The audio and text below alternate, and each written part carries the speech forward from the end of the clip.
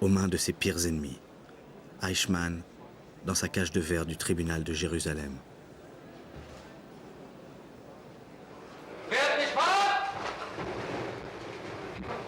Le procès Eichmann dure 6 mois et soulève une énorme curiosité dans le monde. C'est bien le but. Réveiller la conscience internationale. Legen Sie die rechte Hand auf die Heilige Schrift. Ich schwöre nicht auf die Bibel, ich schwöre bei Gott. Les chefs d'accusation, crimes contre le peuple juif, crimes contre l'humanité, crimes de guerre. À cela, Eichmann répond en bafouillant. Il s'en prend au président de l'Organisation sioniste mondiale de 1939.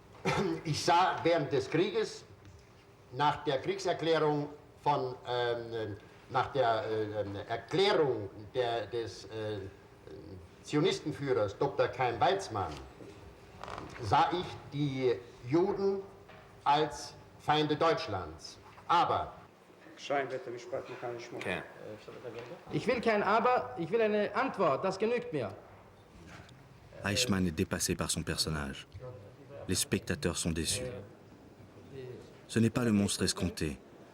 Ce n'est plus le SS arrogant qui se vantait de tuer toujours plus de juifs. D'ailleurs, c'est sa ligne de défense. Il se présente comme un petit rouage d'une machine infernale. Mais non, dit le procureur, il a personnellement aggravé les mesures les plus criminelles.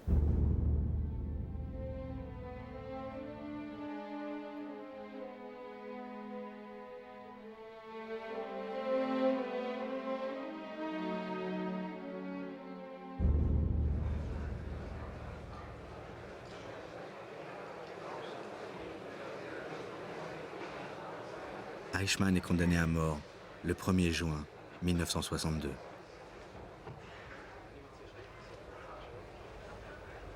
Israël ne fournira ni film, ni photo de son exécution pour clore ce procès qui fut si important pour la traque des nazis. À partir de l'affaire Eichmann, aucun nazi en Amérique du Sud ne dormira plus de 4 semaines dans le même lit. Ça fait aussi partie de la sentence. Comme pour Mengele, maintenant en cavale perpétuelle.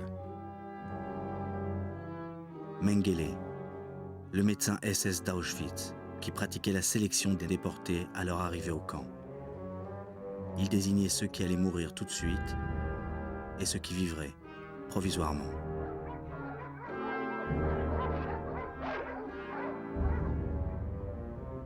En mai 60, le Mossad a failli l'embarquer dans le même avion qu'Eichmann. Mengele a réussi à s'enfuir au Paraguay, puis au Brésil. C'est l'homme le plus recherché au monde.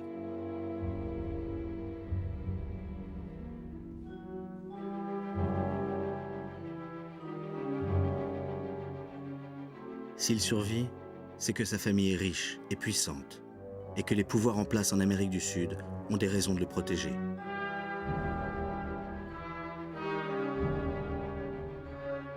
Wiesenthal continue sa traque des nazis, surtout ceux de son pays, comme ce policier autrichien qui avait arrêté Anne Frank en 1944 à Amsterdam. Karl Silberbauer, condamné à 15 mois de prison pour son appartenance à la Gestapo. Pendant un mariage, Anne Frank regarde les gens normaux qui ont, en ce temps-là, la chance de ne pas être juifs.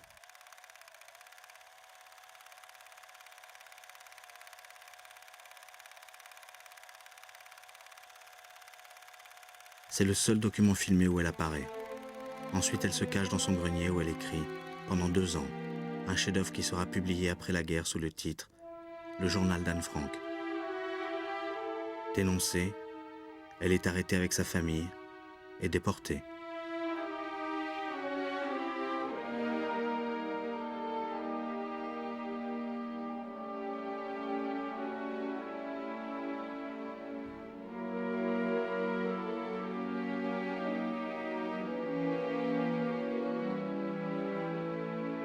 Anne Frank est morte à Bergen-Belsen en mars 1945, à 16 ans, parce qu'elle était juive. Elle est devenue le symbole même de la persécution. Chaque année, Amsterdam se fige dans le souvenir.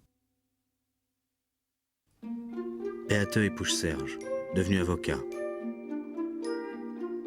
Elle écrit un guide de la jeune fille au père et travaille à l'Office franco-allemand de la jeunesse. Avec Serge, elle continue à fouiller le passé de l'Allemagne. Serge a fait tout pour me faire comprendre ce qui s'est passé en Allemagne. Et puis donc, je dis, j'étais certainement ouverte aussi.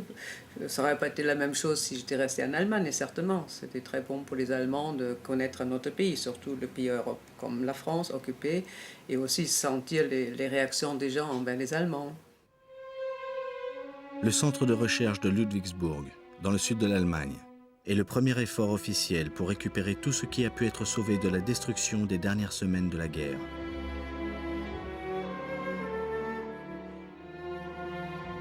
Ce qui permet de reprendre les procès, comme celui des gardes d'Auschwitz, qui avaient réussi à échapper au châtiment. Ils seront lourdement condamnés. C'est l'un des plus grands procès de l'après-guerre en Allemagne. Il ouvre les yeux d'une génération qui maintenant culpabilise, comme ce procureur, puis une spectatrice. Have you formed any conclusions in your mind as to how it happened? Well, this leads to, in a way, philosophical ideas, but I think there is a certain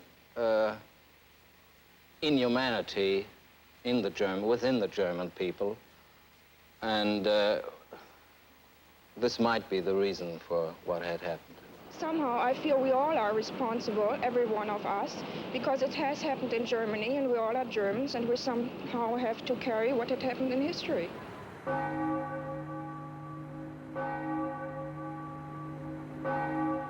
Albert Speer, l'architecte d'Hitler, l'ami d'Hitler, le ministre d'Hitler, sort de prison comme une star.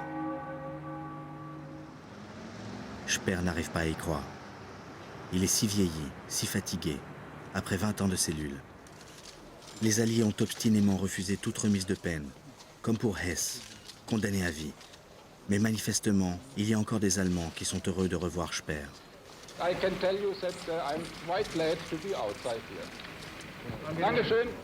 La génération de ceux qui ne renient rien et regrettent tout. Speer incarne pour eux ce que fut la réussite du Troisième Reich. Mais Speer a bien été un criminel nazi, le ministre de l'armement qui a prolongé la guerre, la souffrance et la mort.